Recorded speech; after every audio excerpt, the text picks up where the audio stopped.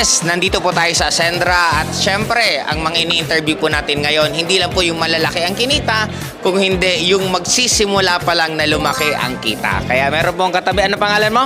My name is John Miguel Vincent Barogo po. First time ka bang nakahawak ng cheque sa buong buhay mo? Second check ko na po ito. Pangalawang cheque mo na yan, dito sa Ascendra? Yes po, sa Ascendra. First time kong magkaroon ng cheque dito lang sa Ascendra International. Anong pakiramdam? Sobrang nanginginig, kitang-kita naman, di ba? Kasi sa first check ko, sobrang nakakilig. And right now, sobrang nanginginig kasi kasama natin si Mentor Joseph Lim. Yung unang cheque mo, napalitan mo na ng pera? Yes po.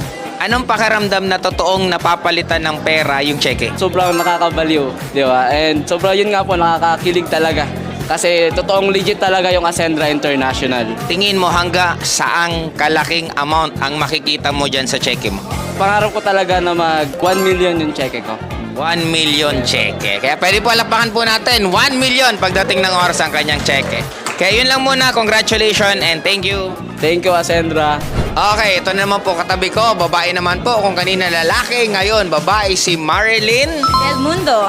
Taga saan ka, Marilyn? From Quezon Province po ako. Etong hawak mo, pang ilang cheque mo na ba to? Pang una? Second check ko na po to. Pangalawa din. Magkano yung una? Around 7,000 po. 7,000 ngayon. 5,565. Anong gagawin mo sa 5,000 mo? Siyempre, plano ko po dito is ibigay ko sa family ko. And napakaganda po dito sa Ascendra International. Sobrang ganda, sobrang dami na bago. And siyempre, kung napapanood mo to, this is your sign na mag-start ka na dito sa Ascendra International. Grabe, parang ikaw yung host ah. Okay, ano yung trabaho mo before or ilang taong ka na? Ako po is 23 years old and dati po ako factory worker for almost 3 years po. Okay, tingnan nyo dito.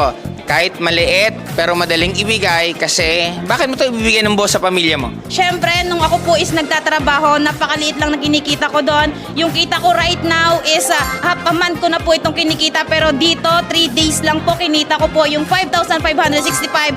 And deserve po ng family ko na matanggap ito kasi sobra-sobra na yung blessing na binigay sa akin ng Ascendra International. Yun. Anyway, sa akin po, baka mabigla po kayo kasi maybe nasasabi po namin itong maliit kasi malaki naman po talaga ng sobrang kinikita ng mga malalaki.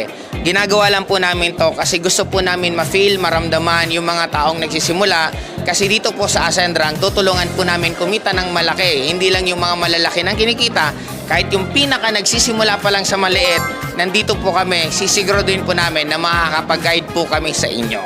Turbo!